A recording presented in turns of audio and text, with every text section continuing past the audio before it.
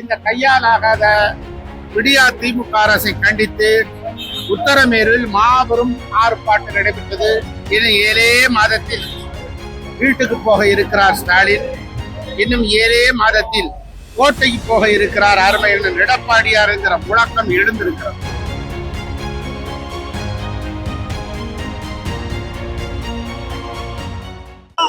உத்தரமேரூர் சட்டமன்ற தொகுதிக்குட்பட்ட உத்தரமேரூரில் அனைத்து இந்திய அண்ணா திராவிட முன்னேற்ற கழகத்தின் சார்பில் மாபெரும் கண்டன ஆர்ப்பாட்டம் நடைபெற்றது. உத்தரமேரூர் நகராட்சியை கண்டித்து, இந்த நிர்வாக சீர்கேட்டை கண்டித்து, சொத்து வரி உயர்வை கண்டித்து, மருத்துவமனையை கட்டிடத்தை தாமதமாக படுத்தியும் சுகாதார சீர்கேட்டுக்கு வழிவகுத்தும் கொண்டிருக்கிற இந்த நகராட்சி, இந்த மாநில அரசாங்கத்தை கண்டித்தும் புறவழிச்சாலையினுடைய திட்டத்தை அண்ணன் எடப்பாடியார் கொண்டு வருகிற போது அதற்காக 200 மற்றும் 100 சாலை வழியாக 300 கோடிகளை ஒதுக்கிய நிலையிலோ அவற்றையெல்லாம் நிறைவேற்றி தராமல் அப்படியே கிடப்பில் போட்டிருக்கிற இந்த கையால் ஆகாத விடியா திமுக அரசை கண்டித்து உத்தரமேரூரில் மாபெரும் ஆர்ப்பாட்டம் நடைபெற்றது. கழக தொண்டர்கள் மாத்திரமல்ல, எண்ணற்ற பொதுமக்களும் இந்த ஆர்ப்பாட்டத்தில் கலந்து கொண்டிருக்கிறார்கள். இன்னும் 7 மாதத்தில் வீட்டுக்கு போக இருக்கிறார் ஸ்டாலின். இன்னும் 7 மாதத்தில் கோட்டைக்கு போக இருக்கிறார் அருமையண்ணன் எடப்பாடியார் என்கிற முழக்கம் எழுந்திருக்கிறது.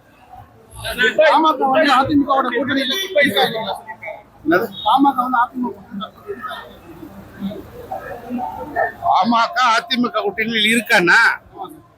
சரி, அவருடைய பாணியிலே சொல்லிடுவோம். போக போக தெரியும். இந்த பாட்டை தான் சொல்லணும். அமித்ஷா வந்து இப்ப கூட்டணி ஆட்சின்னு சொல்றாரு சார். எடப்பாடி வந்து அமித்ஷா அவர்கள் வந்து கூட்டணி ஆட்சியில பங்கு பெறுவாரு எஸ்ன்னு சொன்னாரு. எங்க பொதுச் செயலாளர் நோன்னு சொல்லிட்டாரு. எஸ்க்கு பதில் நோ.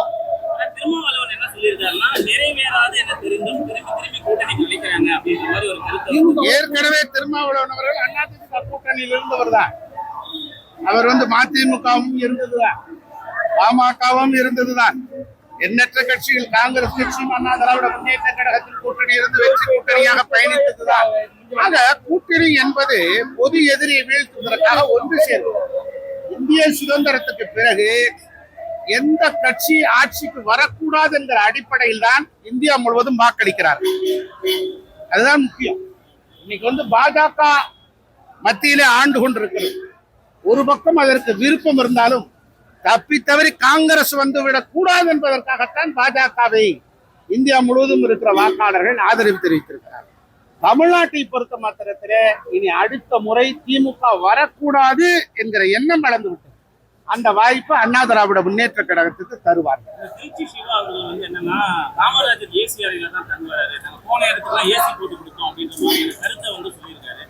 இது வன்மையாக கண்டிக்கத்தக்கது. திருச்சி சிவா பெருந்தலைவர் காமராஜரை பற்றி பேசியது வன்மையாக கண்டிக்கத்தக்கது. பெருந்தலைவர் காமராஜர் அப்பழுக்கற்ற ஒரு மகத்தான மக்கள் தொண்டர். பெருந்தலைவர் காமராஜரை மிகவும் தரக்குறைவான வார்த்தைகளில் விமர்சித்தவர் மறைந்த திரு கருணாநிதி அவர்கள். அவருடைய கட்சியும் மாடி வெட்டி ஏழை என்றெல்லாம் அவரை கொச்சைப்படுத்தி மிகுந்த அருவருக்கத்தக்க வார்த்தைகளே திமுக மேடைகளே உதித்தார்கள். அப்படிப்பட்ட திமுகவினுடைய பழைய பழக்கம் எப்படி அந்த பிளட்ல இருக்கிறது மாறும், அதனுடைய தொடர்ச்சி தான் திருச்சி சிவாவினுடைய கருத்து.